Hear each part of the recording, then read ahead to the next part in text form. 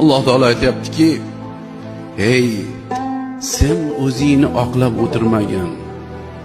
O'sha kuni kim yaxshi yomonligi bilinadi" deyapti. Bu dunyoda qo'yvor deyapti. Sen yomon desa ham indamagin deyapti. Sabr qilgin. Tortishma, urushma. O'sha kunda bilinadi, sabr qilgin. Bilan kim haq, kim nohaq, kim halol yegan, kim harom qilgan, kimning qalbida iymoni bor, kimmikida yo'q. Alimat nafsum ma qaddamat va akharat. Avvalgi yo'q, keyingi hammasini ko'rsatib qo'yaman. Shoshmagin bandam deyapti. O'zini oqlaveradi. Oqlamang. Allohning oldida ertaga oqlashga harakat qiling o'zingiz. Men yaxshiman, men unaqaman. Men yomonman deyish bir yomonmiz. Yomonmiz.